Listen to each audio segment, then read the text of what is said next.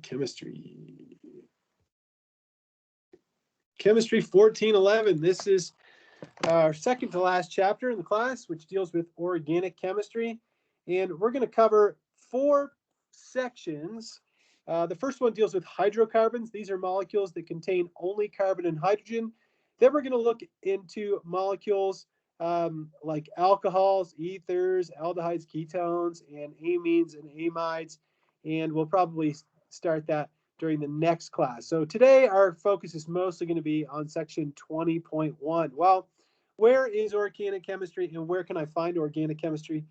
Organic chemistry is the study of compounds that contain carbon, and organic chemistry is pretty much all around us. If you think about anything that's a living organism, whether it's a plant or animal, these are considered organic and are mostly made of compounds that contain carbon. If you think about the leaf on a plant, it is made from cellulose, which is a polymer, made from glucose, which is contains carbon. If you think about the butterfly or a human being, you think about the DNA and RNA in our bodies, which are full of carbon. If you look at a pair of blue jeans, right, those are made from cotton, which is also made from cellulose fibers, which contain carbon. If you look at plastic, right, just a piece of Tupperware or a plastic cup like this, that's a polymer that is made from a carbon-based polymer. And then if you've ever used natural gas or propane, those are also hydrocarbons, which are organic compounds which we can use as fuel and heat sources. And so if anybody tells you, I only eat food that's organic, you can say, well, a plastic cup is organic, so maybe you should have a bite of plastic, because that's organic. In fact, there is no way that we would consume anything that is not organic. So if you go, my wife gets really angry at me whenever I bring this up, but she says, well, these bananas are organic. And I said, well, there's no such thing as an inorganic banana. What's it made out of? Lead? You can eat an iron banana. There's no such thing as inorganic food. So all food that we consume is organic, just something that you can annoy your friends with there. Okay, so let's get started by talking about hydrocarbons. And hydrocarbons are compounds that contain only carbon and hydrogen. So only carbon and hydrogen. You might think, well, there's only 2 atoms. How many molecules could I really make? Well, the reason why you spend all of general chemistry 1 and 2 talking about all these different compounds, but you need a whole chapter to basically discuss the chemistry of one stinking element in the periodic table. You might be wondering why? Why do I need, why would I have to study a whole year of organic chemistry? Just one element? Are you kidding me? There's 100-something elements in the periodic table. Why do I have to spend so much time studying carbon? The reason why is because carbon is unique in that it can form stable covalent compounds, not only with other atoms, but also with other carbon atoms. In fact, we can find carbon bound to 1, 2, 3, 4 other carbon atoms. That is a possibility. Carbon also bonds to other atoms. It can bond to oxygen, nitrogen, sulfur, the halogens, fluorine, chlorine, bromine, and iodine, right? You should know what the halogens are. Okay. It can bond to phosphorus, right? It can bond to selenium. It can bond to silicon. It can bond to a whole holy host of elements. And so because of that, these 2 reasons and other reasons, we can have a lot of different organic compounds. Let's continue that thought. Not only can carbon atoms bond to other carbon atoms, they can also form different types of bonds. We can have single bonds between 2 carbon atoms. We can have double bonds. We can have triple bonds.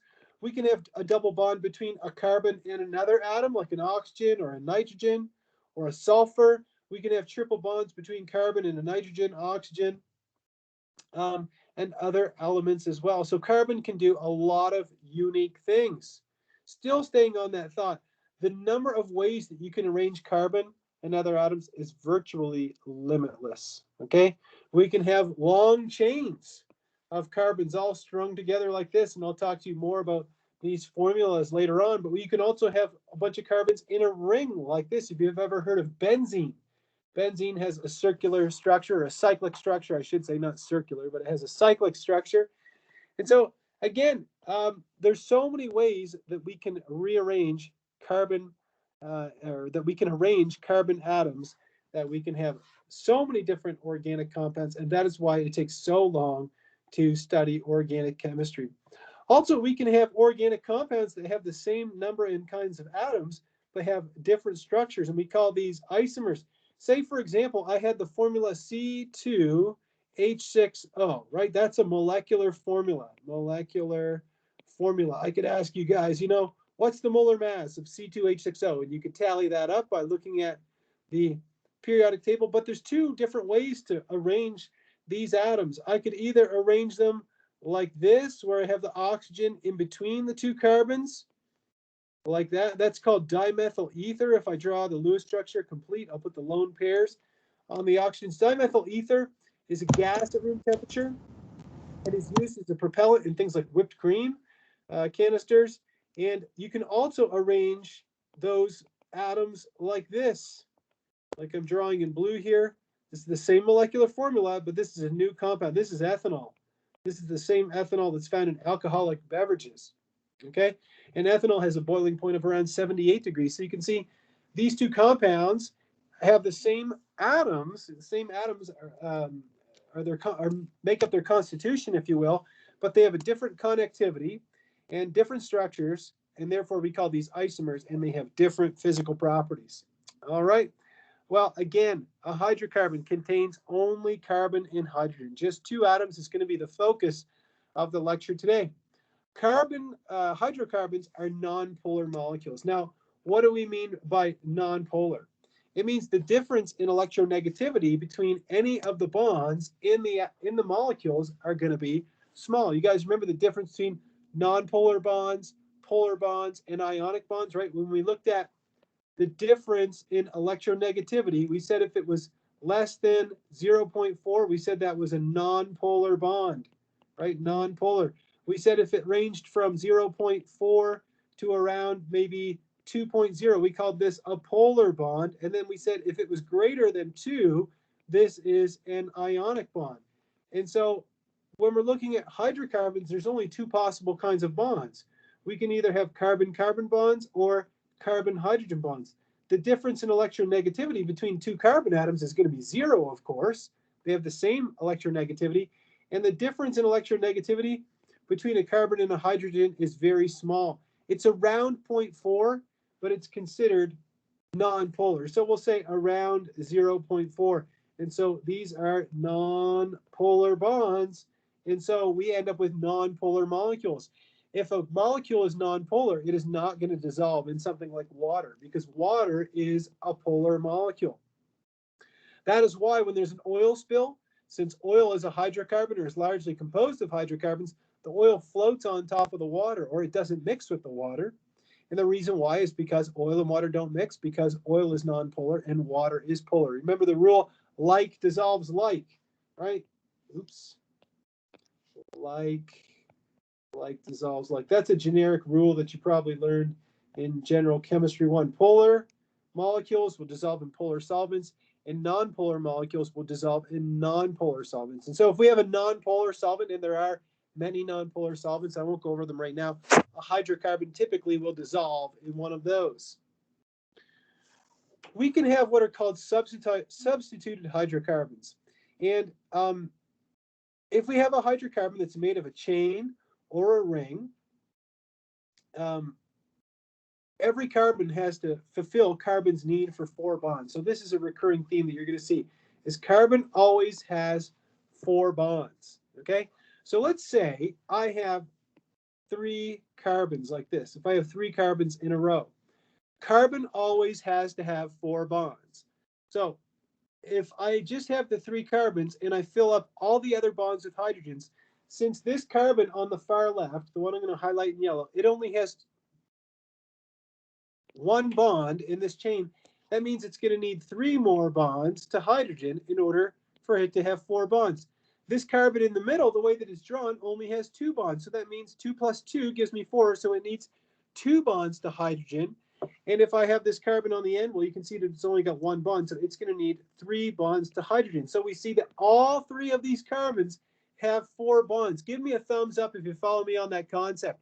Carbon always has 4 bonds. Cha? All right, cool, good. Carbon always has 4 bonds. So what I mean when I say a substituted hydrocarbon is where we replace one of the hydrogens, and I'll just single this one out here. we replace it by another atom or a group of atoms. So an example would be, and I'll just copy and paste this, and I'll replace this hydrogen in green. Okay, so if I copy this and I paste it over here. So let's replace that hydrogen that I have highlighted in green. Let's erase it, and let's replace it with another carbon. Well, again, carbon has to have 4 bonds. This carbon only has 1 bond the way it's written, so it's going to need 1, 2, 3 bonds to hydrogen like that. So we would call that a substituted hydrocarbon, okay? This first hydrocarbon, this one is linear because all of the carbons are in a perfect row like this. Now you do have a row of carbons here, but you call this one branched. This would be a branched hydrocarbon because you have this group coming off of the main line of carbons here. All right, well, oops, I meant to delete this slide, so that's why I put the triple X on there. I'll delete that and fix that in the future. Anyhow, so let's move on. Alkanes are compounds that contain only carbon, carbon, and carbon hydrogen single bonds. So we can divide hydrocarbons up into some subcategories, right? Again, hydrocarbons contain only carbon and hydrogen, but we have several subclasses. If we have alkanes, they contain only carbon, carbon, and carbon hydrogen single bonds. So alkanes, single bonds only. Okay. If I have an alkene and an alkyne, in an alkene, I have at least 1 double bond, and in an alkyne, I have at least 1 triple bond. Okay, so we've divided up hydrocarbons into alkanes, alkenes, and alkynes. Then I can also have what are aromatics, but I'll get to that in a second. A little bit more about the alkanes. It says here that all of the carbons in an alkane are sp3 hybridized. Whenever a carbon has 4 bonds that are all sigma bonds, so all 4 bonds are single bonds, we say that it is sp3 hybridized. So this carbon is sp3 hybridized, and this carbon is sp3 hybridized.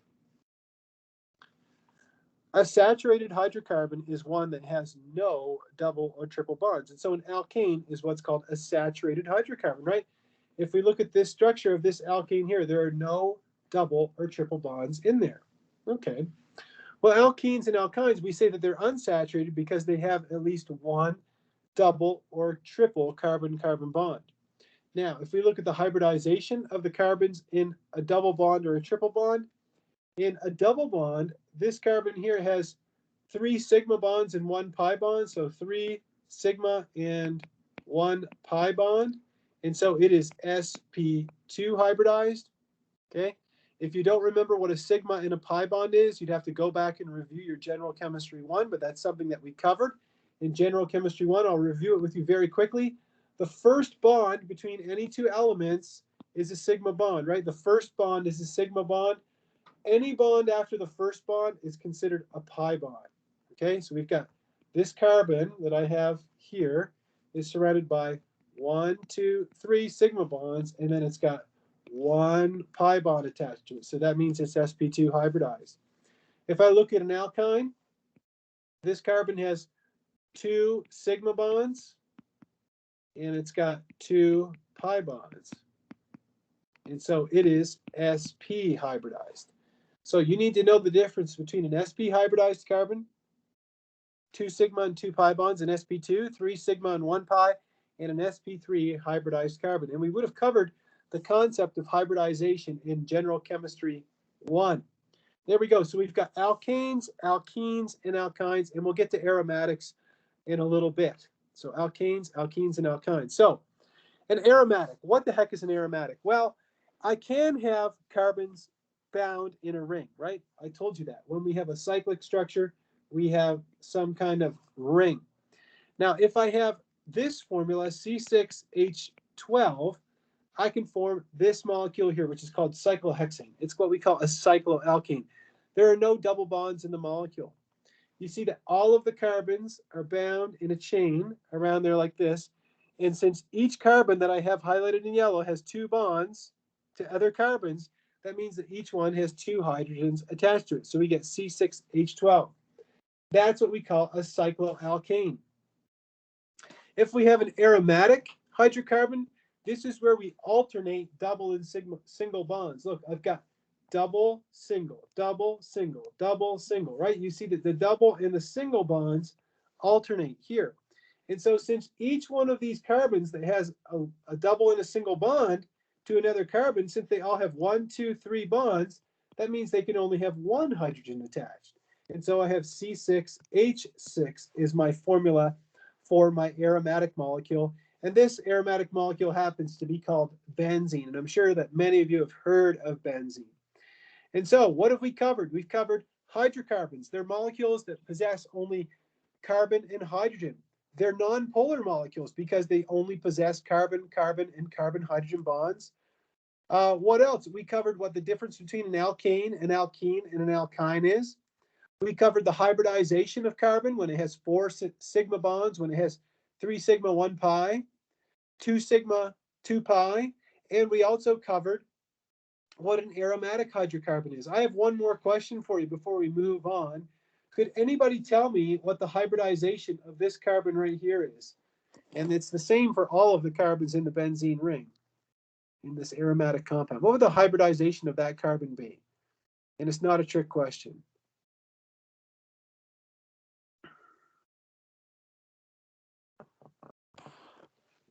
This carbon has, right, it's got 1, 2, 3 sigma bonds, and it's only got 1 double bond. So it's got 3 sigma bonds, and it's got 1 pi bond. Therefore, this is an sp2 hybridized carbon. So all of the carbons in the aromatic molecule are sp2 hybridized. There we go. We've gained some traction already. Divided the hydrocarbons up into the alkanes, alkenes, alkynes. Talked about aromatics. We've talked about cycloalkanes. We've compared them to an aromatic molecule like benzene, and we've discussed hybridization. There we go. So I'm going to skip this slide. Anything that has an X on it like that, I meant to delete it, so I'll delete that after class and I'll re-upload the slide. So let's get back into alkanes. Now, if you're very astute, you may have noticed that the alkanes, or that an alkane has a generic formula. These are all examples of alkenes. These come straight out of your textbook. We have methane, which is one of the major components of natural gas, ethane, pentane. All of these molecules have a generic formula, which is CnH2n plus 2, right? If you don't believe me, look at methane.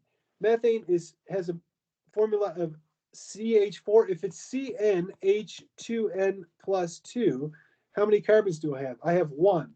If you take 1 and you multiply it by 2, and then you add 2, what do you get? You get 4. So that's where we get CH4. You can do the same thing over here for ethane. You have C2H6. So 2 times 2 is 4, plus 2 gives you 6. So C2H6, and likewise, we can do the same thing for pentane, which is C5H12. So again, the saturated hydrocarbons, or alkanes, all have this generic formula. Again, they only have carbon-carbon single bonds and carbon-hydrogen single bonds, and so they are nonpolar molecules. Let me ask you a question. What if I had a hydrocarbon that had 8 carbons in it? Can anybody tell me how many hydrogens it would have? C8H what?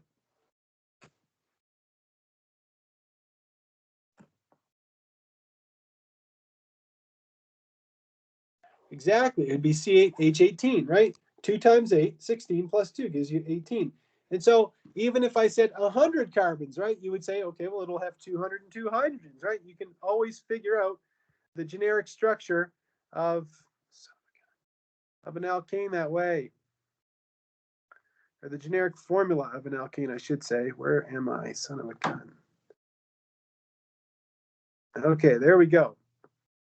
Well, how do we represent organic compounds? If we were to draw the Lewis structure of every organic compound, that's a lot of carbon-carbon and carbon-hydrogen bonds to draw, so much so that it gets exhausting. And so we can represent organic compounds or formulas just using, molecular formulas the same way you use any kind of molecular formula, and you've seen many molecular formulas in this class. However, the problem with molecular formulas is they don't tell you anything about the bonding of the molecule, right? They don't tell you anything about the way the atoms are bound together. And so we can do what's called an expanded or a structural formula, which is basically the same thing as a Lewis structure as far as I'm concerned. Right? This is pretty much a Lewis structure. That's where we show every atom and every bond. However, these can get exhausting. Let's say you had 10 carbons, 1, 2, 3, 4, 5, 6, 7, 8, 9, 10. And let's say you had to draw in all the hydrogens here. 1, 2, 3, keep going. Right? That gets very exhausting really quick. So much so that I don't feel like finishing it. It's like, phew, I don't want to do that. So you might be wondering, is there a faster way? And the answer is yes. We can use what's called a condensed formula, which is where we eliminate all of the bonds to hydrogen. So we just condense them. So instead of writing CH3 here, we just write CH3 next to a CH3 like this. Or we could condense this molecule here. We have CH3, CH2, CH3. We can just condense it down into something simpler like this. But there's an even faster way, which has much more useful in organic chemistry, and that is to use a skeletal formula, which I usually refer to as a bond line structure. Okay, a bond line structure or a skeletal formula, they both mean the same thing. The way that bond line formulas work, or skeletal formulas, is that we assume that there's a carbon at any location where lines intersect. So anytime there's like a vertex or an angle or an intersection, okay, you could call it maybe a vertex, right? I will leave the question mark out because that's what you could call it. Or anytime you're at the end of a bond, you assume that there's a carbon here. So if you just had a line like this, there's no angle in there, but you would assume there's a carbon here and there's a carbon here. How many bonds does carbon have? Carbon always has 4 bonds. This carbon only has 1 bond the way it's drawn, and so we know that there are 3 hydrogens bound to it. Same thing with this one. We know there are 3 hydrogens bound to it. If I look at this structure here, I know there's a carbon at each end, and there's also a carbon at that angle. The carbon that's in the middle has 2 bonds to it, and so it must have 2 bonds to hydrogen, and the ones on the ends are CH3s, like this. So you can see how the bond line structure, and I'm just going to delete some of the scratch I've got on here. You can see how the bond line structure, instead of drawing all of this, all I have to do is draw a line, and that's the same molecule. Instead of drawing all of this, all I have to do is draw this. If I want to draw that 10 carbon hydrocarbon, look, my pen touches the paper. There's carbon number 1, 2, 3, 4, 5, 6, 7, 8, 9, 10. Now I've drawn 10 carbons in a row very quickly, and you saw how much time it took me to try it the last time. There we go. So that's a bond line structure. So with that in mind, let's see if we can draw the bond line or the skeletal structures of these 2 compounds that are shown here. Well, you can start by counting up the carbons. That might be helpful. We have a total of 1, 2, 3, 4, 5, 6, 7 carbons. So we've got to make sure we're making up for 7 carbons. So what I would do for A is I would say I have 3 carbons in a chain like this. So I'll draw 1, 2, 3 like this. On the second one here, I've got 2 CH3s coming off of it. I'll just draw 1, 2 lines like this. And off of this one on the end, I've got 2 CH3s coming off of the end like that. So I get something like this. Now, it might be a knee-jerk reaction when you're just learning to say, well, if I draw 1, 2, 3 carbons, I have 2 of these. So I'll draw them like this. And I'll draw these 2 like this. And there you go. Well, this, while technically correct, is ugly as sin. And so we try to get all the bonds as far away from each other as possible. So give me a thumbs up if you follow me on this structure right here.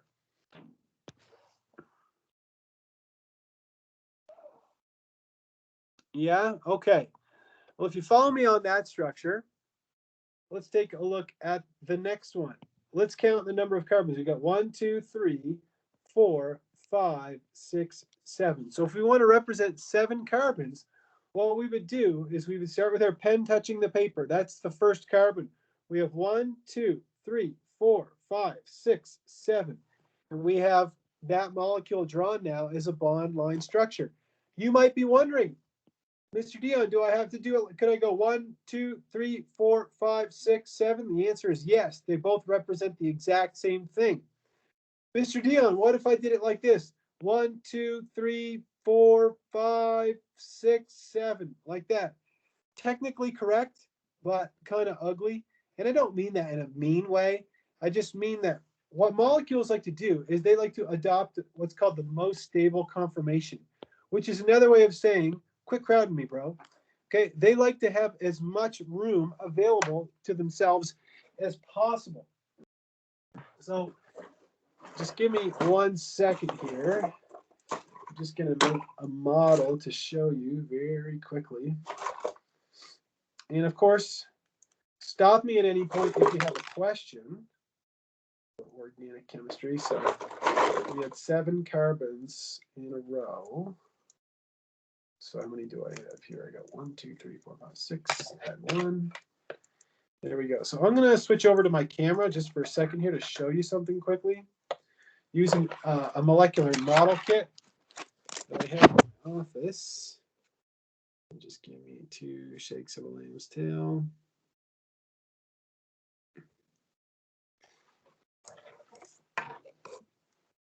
So this is a 7-carbon molecule, a 7-carbon hydrocarbon that I have a model of right here. And just give me a second to, and you see how it forms this zigzag shape, right? Like the zigzag that I drew, it's going well, it's not holding together very well, but it's supposed to go zigzag, zigzag. The reason why that we always draw them like Charlie Brown's shirt, like a zigzag like this, is because that is the most, what we call the most stable conformation. If you put a bend in it like this or like this, it's not technically incorrect, but you see that the molecules start hitting each other and they're getting too close to one another. And they don't like that. The atoms, when I said molecules, I meant atoms. The atoms like to be as far away from each other as possible. And so since each one of these carbons is sp3 hybridized, they adopt this kind of zigzag pattern in a hydrocarbon, like that. Okay, does that help at all? Anybody?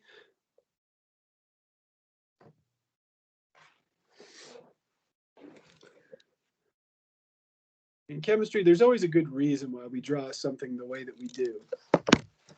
Okay, all right, good. Well, let's move on from there. And let's try drawing the skeletal structures of these 2 compounds. So we have a cycloalkane and we have another linear hydrocarbon. So this one is a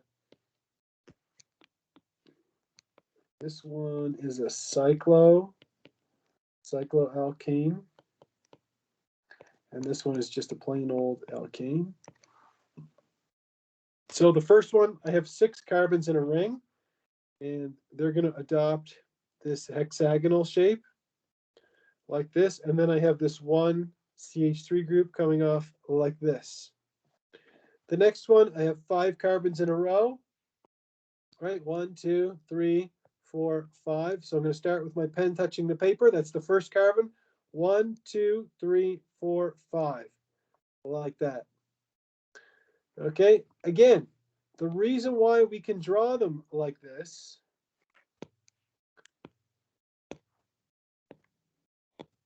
is because we infer that at each one of these angles, okay, we assume that at the end of everything, or at the end of a bond, or at any vertex, that there's a carbon here. And we assume that each one of these carbons has a total of 4 bonds. So I'd have to have 3 carbons here. I'd have to have 2 carbons here. I'd have to have 2 carbons here. I'd have to have 2 carbons here. And then I'd have to have 3 carbons on this guy right here. If I condense all of this, what do I get? I get a CH3, followed by a CH2, followed by another CH2, followed by another CH2, followed by a CH3. Look familiar?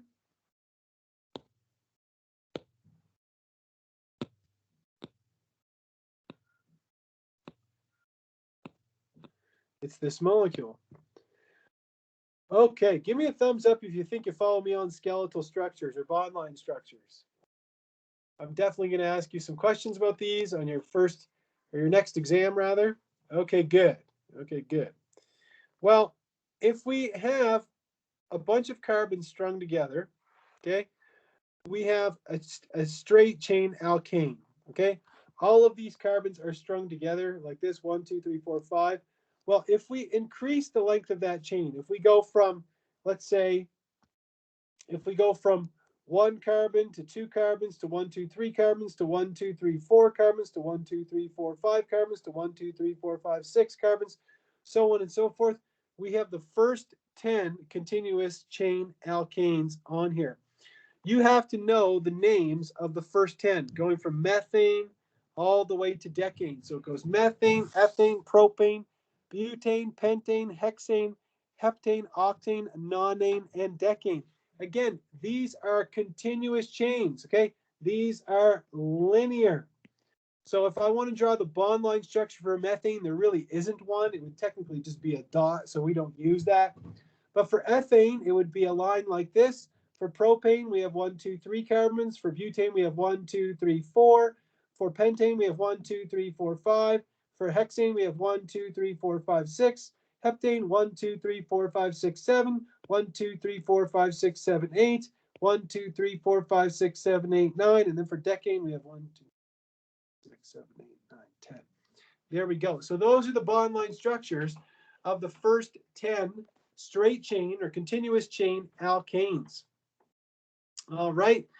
You can see that the number of isomers increases drastically. When we get up to, butane, there's 2 possible ways to rearrange the atoms in this molecular formula. I'll go over that with you later. But you can see how it takes off pretty quickly. You get up to decane and you have 75 different possible isomers. Anyhow, what else do you notice about here? What are some other trends on here? You notice that as the straight chains get bigger and bigger and bigger, we go from the gas phase to a liquid phase. Now, why would that be? It's basically because of the intermolecular forces between the molecules. As the molecules become longer and longer, we have more surface area in which for the molecules to interact with adjacent molecules. Right? We have a longer surface or a bigger surface area, so we have stronger intermolecular forces. And so if the intermolecular forces increase, that means that generally speaking, as the chains get bigger and bigger and bigger, the melting points are going to increase and the boiling points are going to increase as the chains get bigger. Okay? If you don't follow me on that rationale, look, let me show you 2 quick examples. Let's say you had propane, 1, 2, 3, and you had a second molecule of propane like this. The intermolecular forces experienced between 2 molecules of any hydrocarbons are only going to be London forces. If you don't remember London forces, you'd have to review your general chemistry. But there's only this much surface area in contact or in proximity between 2 molecules of propane. What if I had 2 molecules of hexane? 1, 2, 3, 4, 5, 6. 1, 2, 3, 4, 5, 6. Well, now you've got a longer surface area. Oops. I meant to get my highlighter. You have a longer surface area, and so you're going to have more surface area in contact with one another. Let's compare the boiling points of propane with hexane. Propane is a gas at room temperature, right? It doesn't boil until minus 42, whereas hexane is a liquid at room temperature. Imagine you had Velcro, right? And this, if you took general chemistry 1 with me, you would have heard me give you this Velcro analogy. Let's say you had a piece of Velcro that was 1 inch long and you had to tear it apart, okay? Would it take some of your energy to do that? The answer is yes. Okay, what are the forces that hold the 2 pieces of Velcro together? Well, the little hooks on one piece and the little fuzzy piece on the other. Let's say you had a piece of the same type of Velcro, but you had a piece 1 mile long. Okay, are the forces holding the pieces of Velcro together the same? Yes. Would it take you the same amount of energy to pull them apart? No. It would take you a long time and a lot of energy to rip apart a piece of Velcro that's 1 mile long. Why? Because there's more surface area in contact. And that is why it takes more energy to convert molecules of hexane from the liquid phase to the gaseous phase as it does molecules of propane. Do you follow me on that rationale? Give me a thumbs up if you follow me. If you don't, stop me. Stop me if you've heard this one. Intermolecular forces, IMFs.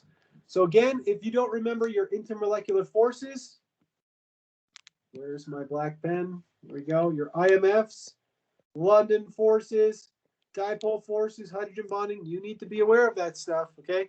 That could come up on your final exam, which is comprehensive for general chemistry 1 and 2. Okay, let's get back to that whole concept of structural isomers. And I told you that if you had molecules that have the same molecular formulas, they can be connected differently. And I said they have different physical properties. Well, let's get into that a little bit deeper. Both of these molecules are C4H10, butane and isobutane. Okay, but they have different boiling points and melting points, don't they? If we compare the boiling points of both of them, you see that the boiling point of butane is higher than that of isobutane. Why would that be? Let's look at it one more time. If we had 2 molecules of butane, 1, 2, 3, 4, they're going to pack much more efficiently, like IKEA furniture in the box, compared to 2 molecules of isobutane. The bond line structure of isobutane is this.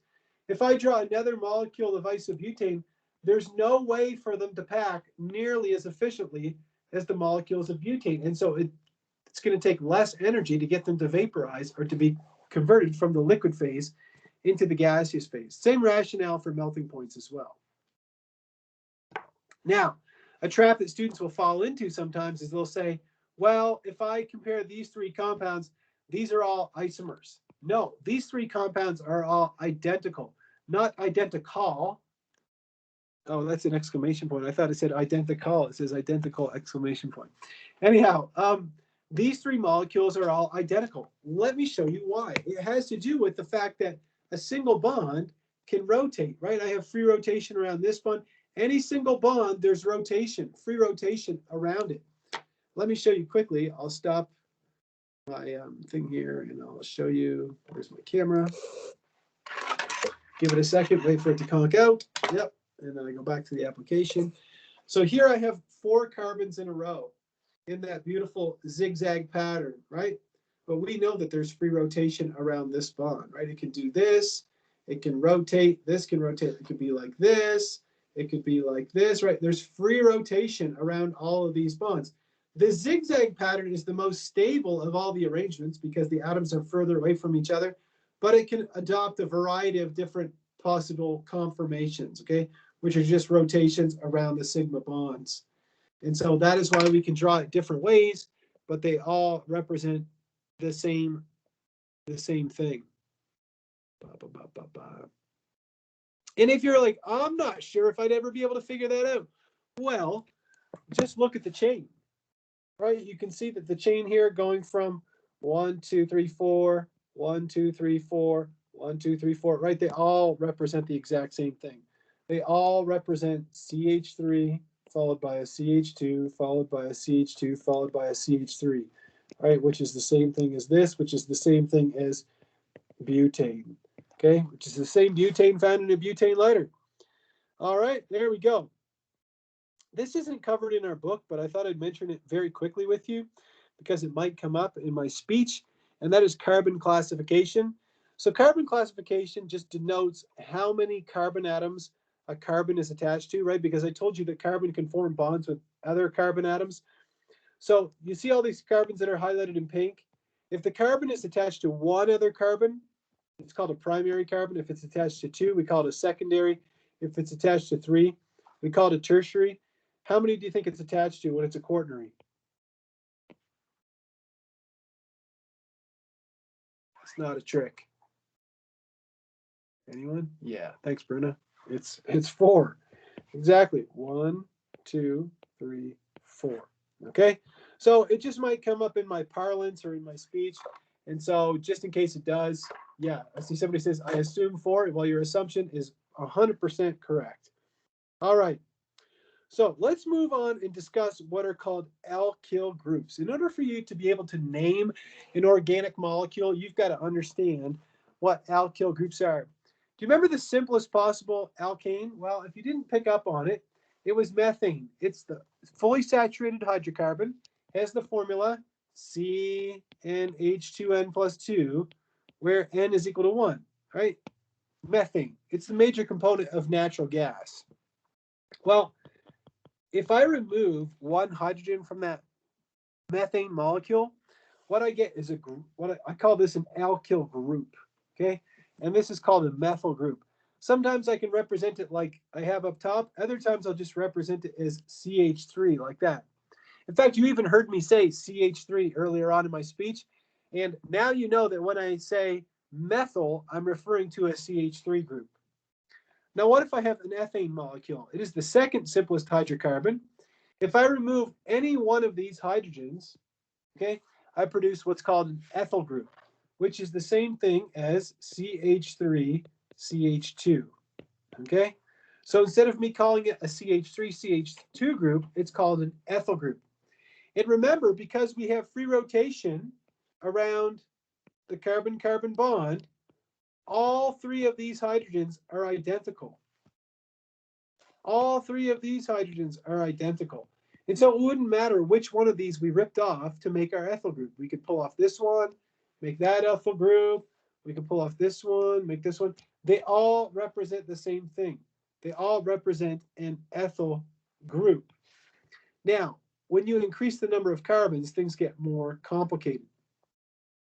If you have a propane molecule, right, and this is the condensed structure of propane, if I draw out the full structure, okay, if I draw out the full structure of propane, if I rip off one of the hydrogens in the middle, okay, if I rip off one of these guys, that's going to give me what's called an isopropyl group. So maybe I'll use this over here. This is an isopropyl group. And if I rip off one of the protons on the carbons on the end, and it could be this one or it could be that one, it doesn't matter, okay? In that case, you end up with a propyl group. So a propyl group and an isopropyl group. You need to be aware of these. Give me a thumbs up if you follow me on methyl, ethyl, propyl, and isopropyl, or even just the concepts of a methyl group, an ethyl group, a propyl group, and an isopropyl group. Cha? Okay, good. Well, you can imagine again that if you increase up to 4 carbons, then you've got even more possibilities. But if you have a butane molecule and you rip off one of the protons off of the end, and again, it could be that end, it could be this end, you end up with what's called a butyl group. If you do the same thing with one of the protons in the middle, again, it could be this one, it could be this one, doesn't matter. You end up with what's called a sec-butyl group. So we put the 3 letters SEC, sec, and then hyphen, and then butyl like that. All right. Now, if you're wondering what this means, the primary and the secondary, well, you might have guessed that the primary means that this carbon here is primary, right? It's only attached to one other carbon. The secondary here means that this carbon is attached to 2 carbons. So it's a secondary carbon, right? And we went over primary, secondary, tertiary, and quaternary. Well, I have some more news, and that is there are 2 ways to rearrange C4H10, right? We saw that we can have either butane or isobutane. So if I take isobutane and I rip off one of the protons from the end, I end up with an isobutyl group. And if I rip off this proton right here, I end up with a tert-butyl group. And so now we've got methyl, ethyl, propyl, isopropyl, butyl, sec-butyl, isobutyl, and tert-butyl. Notice that that sec and tert have hyphens after them, and iso doesn't have any hyphen after it. So no hyphen after iso. And so you need to be aware of all of these groups. There's 1, 2, 3, 4, 5, 6, 7, 8 of them. Methyl, ethyl, propyl, which again we sometimes call N-propyl. It's the same thing as propyl. Isopropyl, butyl, it's the same thing as N-butyl, sec-butyl, isobutyl, and tert-butyl.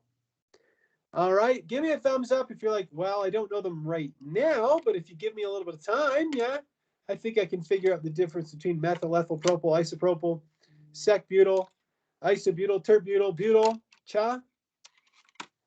Everybody with me? Sorry. Okay, good.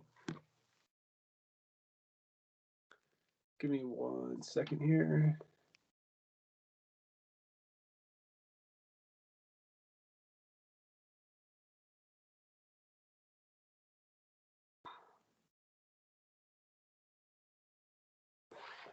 All right, let's move on from there and let's talk about nomenclature. In General Chemistry 1, you would have spent a pretty big chunk of the first, I don't know, maybe the first quarter of the class probably, learning nomenclature. Now, if you're in my class, I had prepared a whole series of videos where I dealt with nomenclature, of the types of compounds that we saw in general chemistry, covalent and ionic compounds, and I taught you all the rules for that.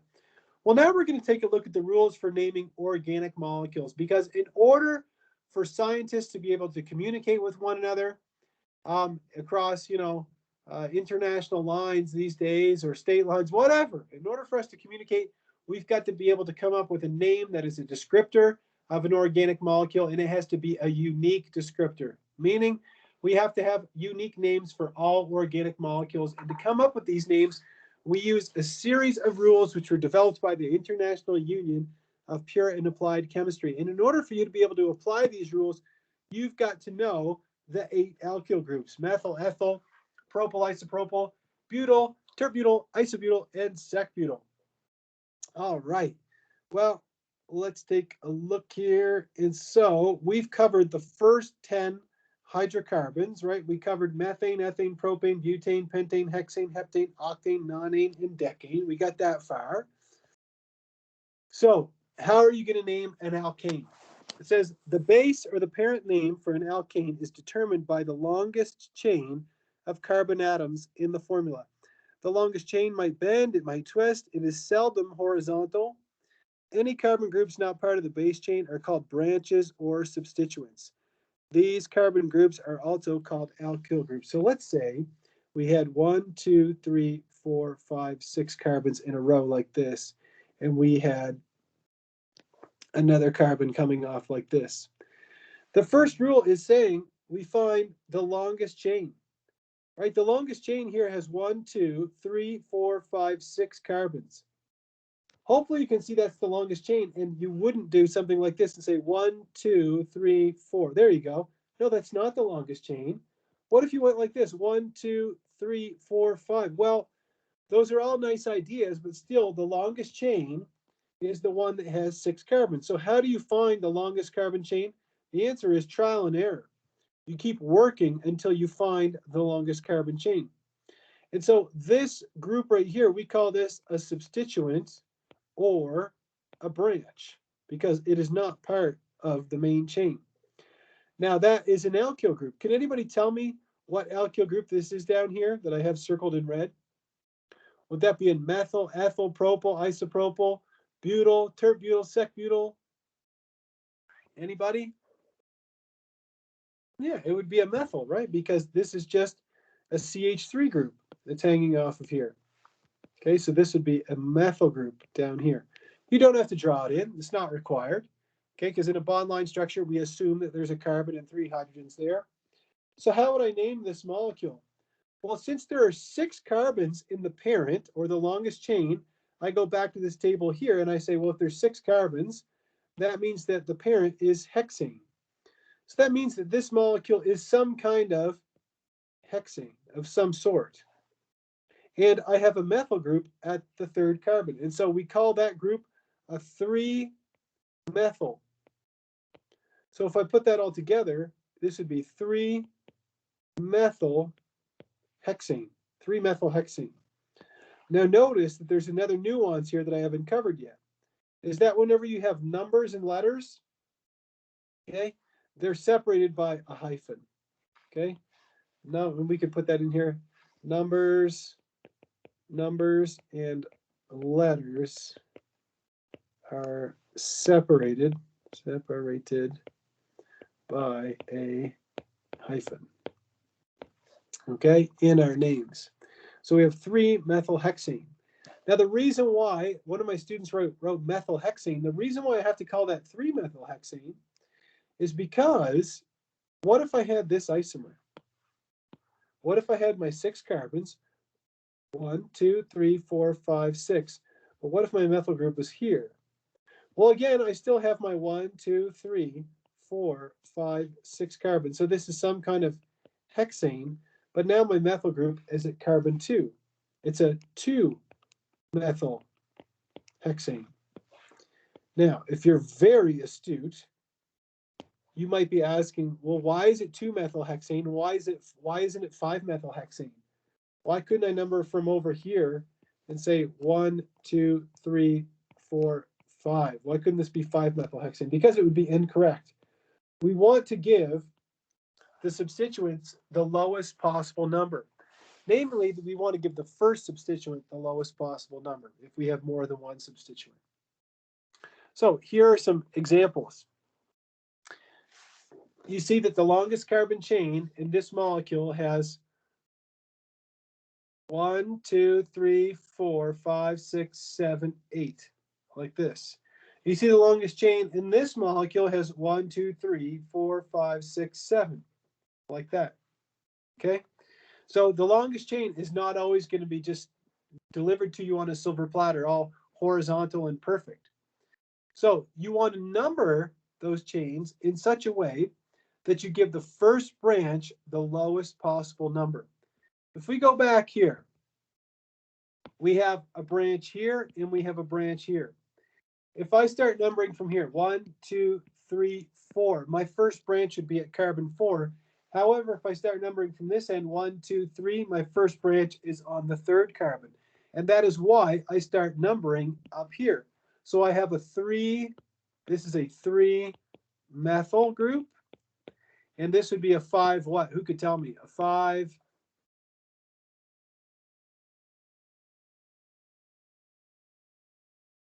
What group is that if I have a CH3CH2?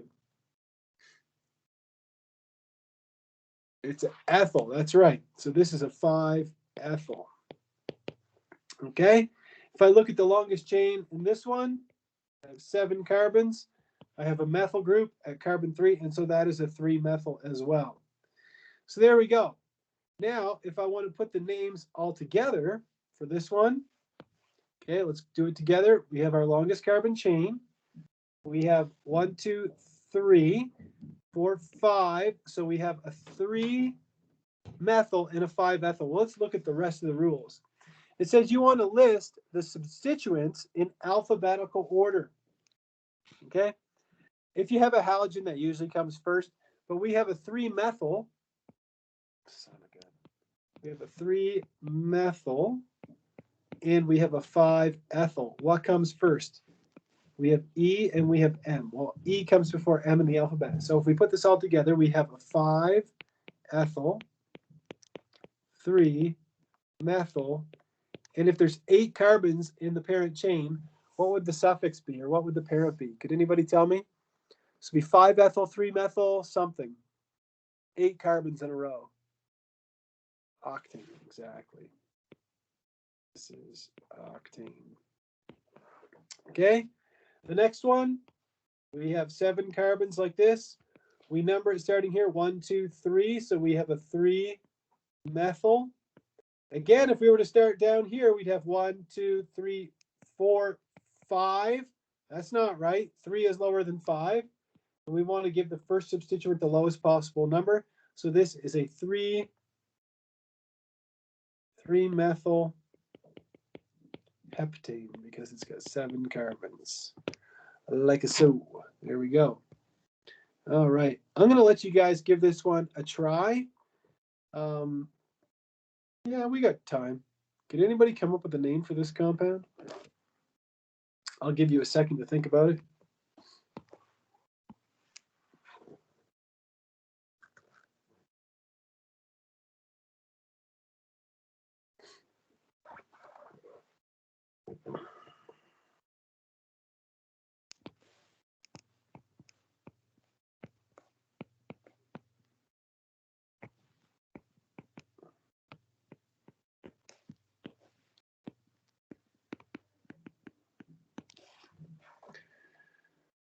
Okay, so using the longest carbon chain, which has 6 carbons, this is some kind of hexane.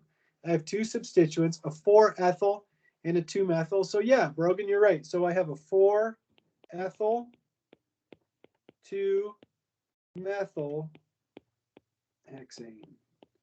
And that is how you put the name of a hydrocarbon together, an alkane. Okay, I'm going to skip that slide for now. And I'm going to move on from here and take a look at some other examples of compounds that come from our textbook. And these are some examples that they came up with, which they put in the book, so they must have thought they were good ones. If you have a halogen, so if you have a chlorine as a substituent, or let's say if you have a fluorine, that's called a fluoro. If you have a chlorine, that's called a chloro. If you have a bromine, you can probably guess that's called a bromo. And if you have an iodine, that's called an iodo. Iodo. So here we have propane. We still have our longest chain. This is a 2-chloropropane. We still have our propane. We would call this a 2-methylpropane. What else? What if we have 6 carbons in a row? If we have a hexane, right? These are both hexane derivatives. On this one, we have fluorines at carbons 2 and 4, so it's 2,4-difluorohexane. And this one, we have a bromine and a chlorine. We list them in alphabetical order. B comes before C in the alphabet. Okay, there you go. You cannot bring the alphabet in on a handout. You have to have that memorized. So there we go. What else? If we have a heptane, you can see that in this example, we've got 7 carbons in a row, so it's a heptane. We've got an ethyl group at carbon 3, so 3-ethyl heptane. This one, you've also got a heptane. You've got an isopropyl group at carbon 4, so 4-isopropyl heptane. And this one here, the longest carbon chain, has 5 carbons. You've got 3 methyl groups. Now you've got 1, 2, 3. And so if you have 3 of something, you prefix it with tri. Tri means 3. So if you have mono, right, that's 1. If you have di, that's 2. If you have tri, that's 3. If you have tetra, that's 4 of something. And if you have penta, that's 5. So since we have 3 methyls, we call it 2,2,4 trimethyl. So you provide a number for each one of the substituents. And I have that rule covered here. So if you have a substituent occurring more than once, you use di, tri, tetra, penta, whatever. And then what else? You give it a number for every time it occurs. There we go. I just want to cover that. Talk about cyclohexanes. Let's talk about cyclohexanes a little bit more. So a cyclohexane, in case you haven't noticed, and I wouldn't expect you to notice this right away, they actually have 2 less hydrogens than the corresponding alkane. Let's say you compare a hexane, which is 1, 2, 3, 4, 5, 6. This is C6H14, right? It follows the CnH2n plus 2. If you have cyclohexane, it's 6 carbons in a ring. This is C6H12. And so it follows the formula CnH2n. So you actually lose 2 hydrogens. These 2 hydrogens are gone when you form a ring. It acts kind of like a double bond does, because a double bond makes you lose 2 hydrogens as well. Anyhow, I'm not going to go into the nomenclature of cycloalkenes because I don't think I'll ask you that. However, it's nice to know the structures of the cycloalkanes. If you have 3 carbons in a ring, since you have 3 carbons making propane, if you have 3 carbons in a ring, it's cyclopropane, cyclobutane, cyclopentane, cyclohexane, so on and so forth. Cyclopentane isn't on here, so cyclopentane, and that would have, would just be a pentagon like that. Anyhow, that kind of gives you some information on cycloalkanes. And I'm going to skip the part about substituted cycloalkanes, and I'm going to move right ahead to reactions of alkanes. So there's 2 main types of reactions that you need to be aware of that alkanes can do. The first one is a combustion reaction, which you would have seen in General Chemistry 1. Right? A combustion reaction is where you just take the alkane plus oxygen, and it's going to give you carbon dioxide and water as a product.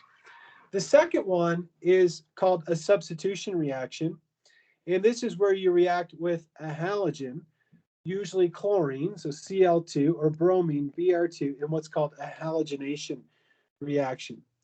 So I'm not going to ask you anything about incomplete combustion, but I want you to know that in complete combustion, you take your hydrocarbon, you combine it with oxygen, you make carbon dioxide and water, and you have to be able to balance those kind of reactions, which again is something you would have done in General Chemistry 1. So if we try to balance these combustion reactions here, if I have C5H12 plus oxygen, it's going to give me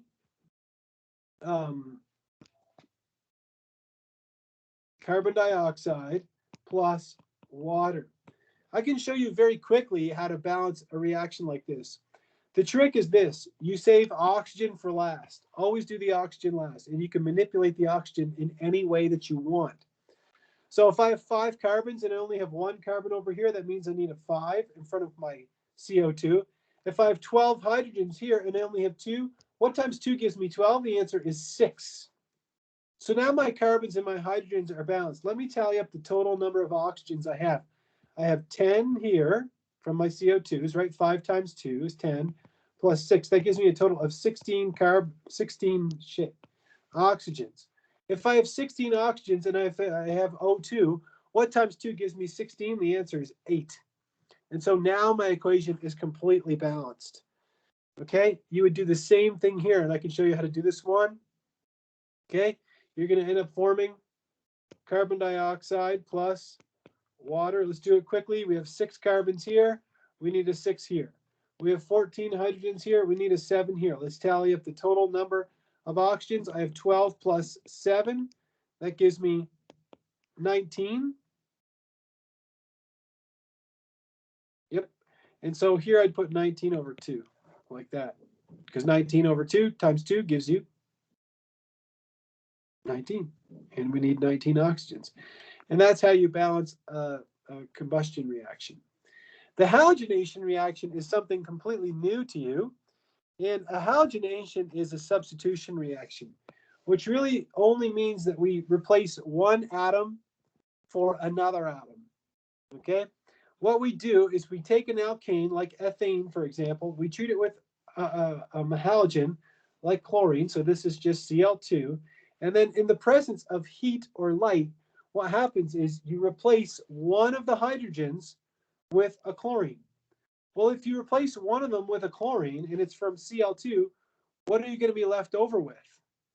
Right? You're going to be left over with the chlorine that goes onto the hydrocarbon in here, and then you're also going to be left over with a hydrogen and a chlorine to form HCl. So that's a substitution reaction. The only way to get this to work is, again, to treat the hydrocarbon and the chlorine or bromine with heat or light. It will not work in the dark. You've got to subject it to heat or light in order to get the reaction to occur.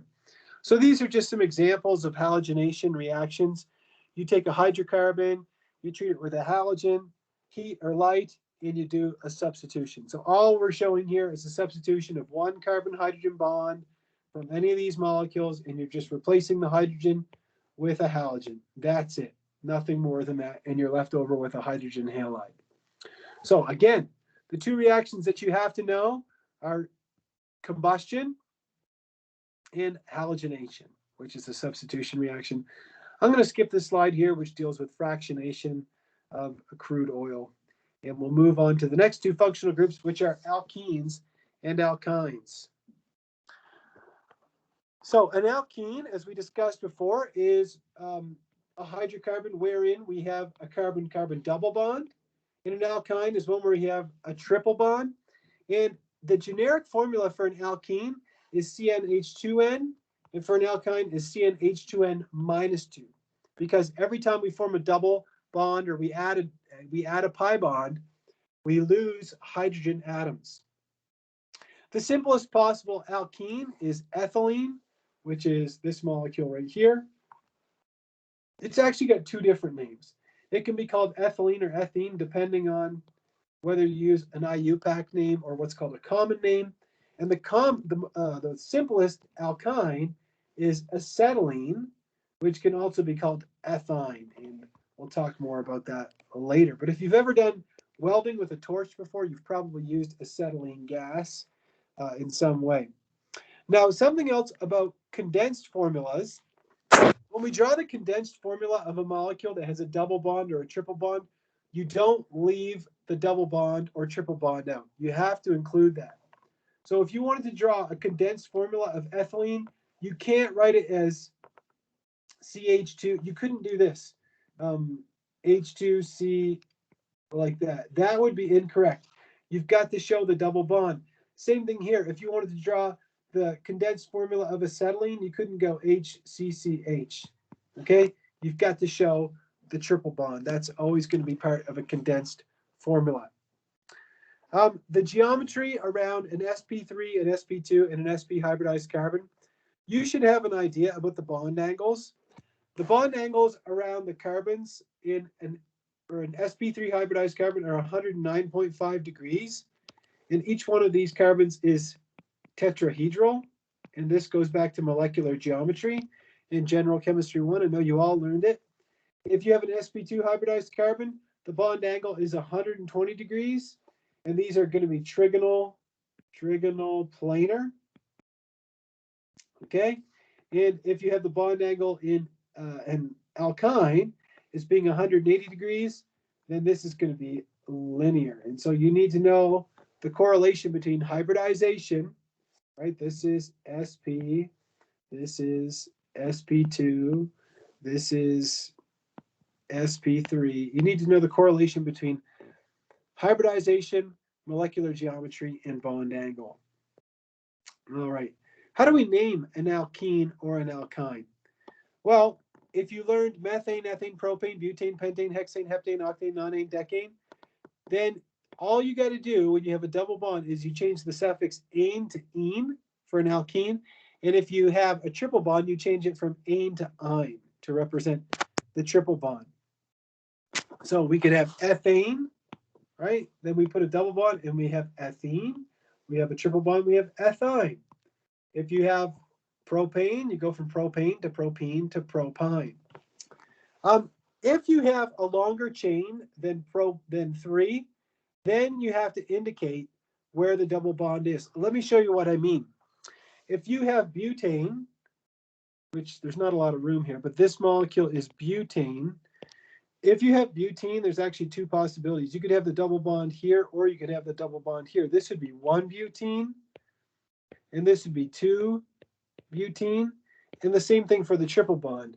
You could have this molecule, which would be 1 butyne, or you could have this molecule, which would be 2 butyne. All right, and the way that I got those numbers were 1, 2, 3, 4, 1, 2, 3, 4, 1, 2, 3, 4, 1, 2, 3, 4.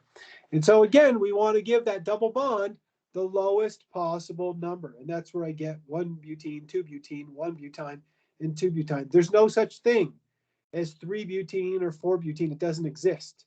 There's no such thing as 3 butyne or 4 butyne. It has to be either 1 butyne or 2 butyne. Okay, so here's some examples that come from our textbook. We go from ethylene to propene. I showed you the difference between 1 butene and 2 butene. Let me ask you guys a question. What if I had this? 1, 2, 3, 4, 5, 6, 7, 8. If I had this molecule here, can anybody name that molecule for me? It's an alkene.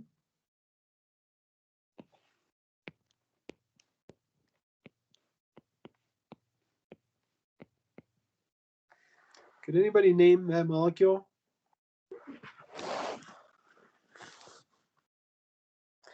Yeah, it would be 3-octene, right? This would be 3-octene.